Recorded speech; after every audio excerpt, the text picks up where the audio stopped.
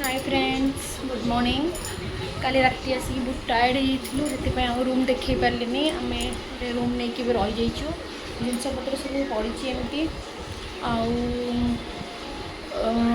बहुत ही थका लगुला राति गोटे दीटा बाजीगला आसिक रूम रे पहुँचला बेलू निद भी है नहीं ठीक से तापर सका भी आज बहुत तरतर उठिक गाधे पाधिक फ्रेश हो आम बाहर कौड़े जीवु जानू प्लानिंग चली मंदिर तो लेट हो गला मंदिर बहुत भिड़ हो जाइए तो से मंदिर जीवुनु कौटिक जीवु कौन आम तो जानू देखा जाऊ मुझे आपको निश्चय जनइबी आपण मैंने ब्लॉग रे रुहतु जानीपर तो मुझे कही कि मैं गोटे कुर्ती मगेली आपको वीडियो भी देखी आपण मैंने कही पिंधिकी देखे बोली देखु केमती देख लगुच मैं रेडी हेलु फाइनाली डिसीजन है कि मंदिर जावाई तो आम मंदिर बाहर सेठिकार व्यू मुझे निश्चय सेयार करी। तो फ्रेंड्स से आम टुकटुक नहीं कि बाहरी गलु मंदिर को मंदिर टिके दूर ये वर्षा बहुत वर्षा है रास्ता पूरा खराब से जो मंदिर अच्छी से मंदिर को आम जीवु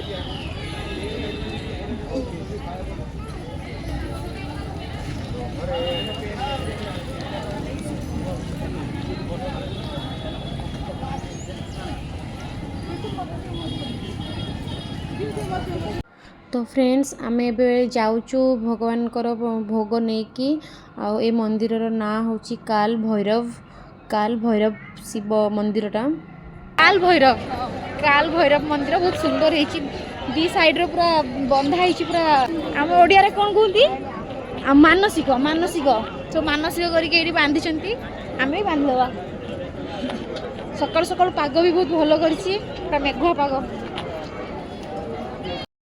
पूरा दुई साइड रे पूरा धागा बंधा है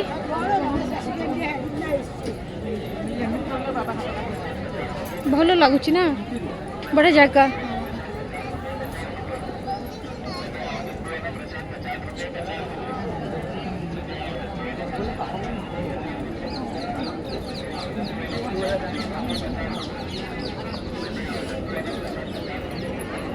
फाइनाली आम पहुँची गलु मंदिर पाखरे एते दूरर एते भिड़ भितर वर्षा पुणी रास्ता पुणी पूरा कादुओ ए अवस्था आम पहुँची गलु मंदिर पाखरे बाबा बहुत भल दर्शन माने शुभ दृष्टि अच्छी आम उपर से आज पाग भी बहुत भल कर तो आम मैंने ये समस्ते भोग नहीं कि छिड़ा लाइन ने मंदिर बहुत भिड़ अच्छी तो सांग मैंने देखु यहाँ मंदिर भितर गोटे थिला एते बड़ महाआरती आते संध्या बेले भल आरती हेले सुंदर लगे सेपट साइड मंदिर आमर देखा मिलेनी आमर दर्शन भलरे हो गला दर्शन सारिका भी आम गोटे मंदिर को जीवु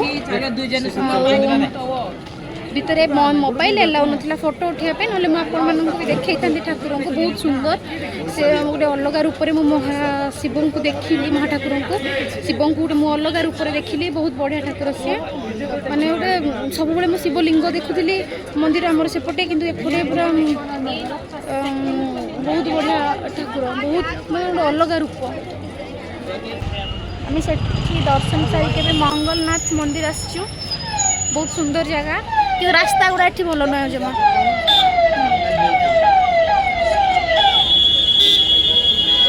मंगलनाथ मंदिर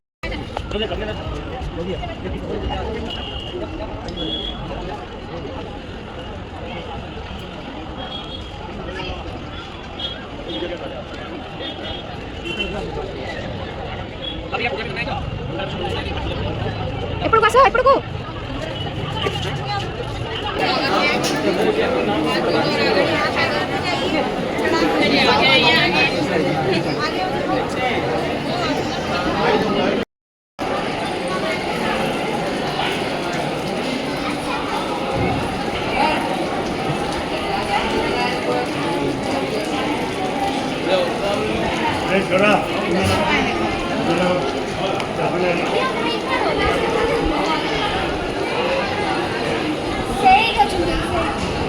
मंदिर को लगे कि केते सुंदर गोटे नदीटे ए नदीर ना कौन तो मु जानिनी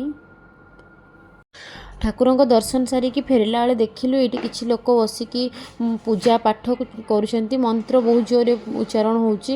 ଆଉ ଆମେ ଭାବିଲୁ ଫାଷ୍ଟ ପିଣ୍ଡଦାନ ହେଉଛି ବୋଲି, କିନ୍ତୁ ନା, ଏଠି ଯାହାର ମଙ୍ଗଳ ଦୋଷ ଥାଏ ତାଙ୍କର ଏଠି ମଙ୍ଗଳ ଦୋଷ ଶାନ୍ତ କରିବା ପାଇଁ ଏଠି ପୂଜା ପାଠ କରାହେଉଛି। ଆମେ ଦେଖିଲୁ, ବହୁତ ଭଲ ଲାଗିଲା।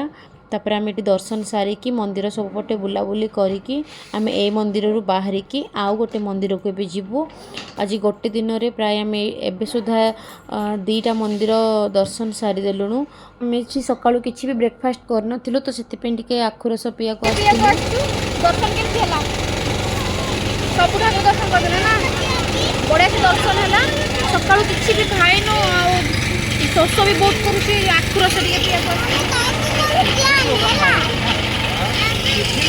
ଆପଣ ଗୋଟେ ବଢ଼ିଆ ଜିନିଷ ଦେଖୁଛି, ଦେଖନ୍ତୁ ଏଠି ଆଖୁ ଗୁଡ଼ା କେମିତି ରଖିଛନ୍ତି ରୋଡ୍ ସାଇଡ୍ରେ। ପୁରା ଟେଣ୍ଟ ମାରିଲା ଭଳିଆ ରଖିଛନ୍ତି ଦେଖ। ତାପରେ ଆମେ ଏଠି ଟିକେ ଆଖୁ ରସ ପିଇ ସାରିଲା ପରେ ଯାଇଥିଲୁ କିଛି ଫ୍ରୁଟ୍ସ ଖାଇବା ପାଇଁ। ଆଉ ଏଠି ଆସିକି ଦେଖିଲୁ ଆମେ ଗୋଟେ ଫ୍ରୁଟ୍ସ ଦୋକାନଟେ, କାକୁଡ଼ି ଆମ୍ବ ସବୁ ରଖିଛି। ଆଉ ଆମେ ତାକୁ ପଚାରିଲୁ କାକୁଡ଼ି କେତେ ଟଙ୍କା, ତ ସେ କହୁଛି କିଲୋ। ମାନେ ଏଠି ତାଙ୍କର କିଲୋ ହିସାବରେ ବିକ୍ରି ହୁଏ। ମାନେ ତୁମେ ଯେତେ କିଲୋ କିଣିବ ସେ ତାଙ୍କୁ କାଟିକି ତୁମକୁ ସେତିକି କିଲୋ ଦେବେ।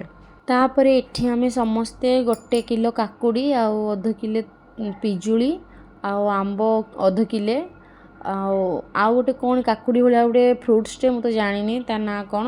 ତ ଏଠି ସମସ୍ତେ ଖୁସିରେ ଖୁସିରେ କାକୁଡ଼ି ଫ୍ରୁଟ୍ସ ସବୁ ଖାଇସାରିଲା ପରେ ଆମେ ଏବେ ଯିବୁ ଆଉ ଗୋଟେ ମନ୍ଦିରକୁ, ଆଶ୍ରମକୁ। ସେଇଟା ମନ୍ଦିର ନୁହଁ, ଆଶ୍ରମ। ଆଉ ସେ ଆଶ୍ରମଟା ବହୁତ ବଡ଼, ତ ମୁଁ ଏଇ ବ୍ଲଗ୍ରେ ସେଇ ଆଶ୍ରମ ଆପଣମାନଙ୍କୁ ଦେଖାଇ ପାରିବିନି। ମୁଁ ଆଉ ଗୋଟେ ବ୍ଲଗ୍ରେ ଆପଣମାନଙ୍କୁ ସେ ଆଶ୍ରମ ଦେଖେଇବି। ତ ଆଜି ପାଇଁ ଏତିକି, ବାଏ ବାଏ।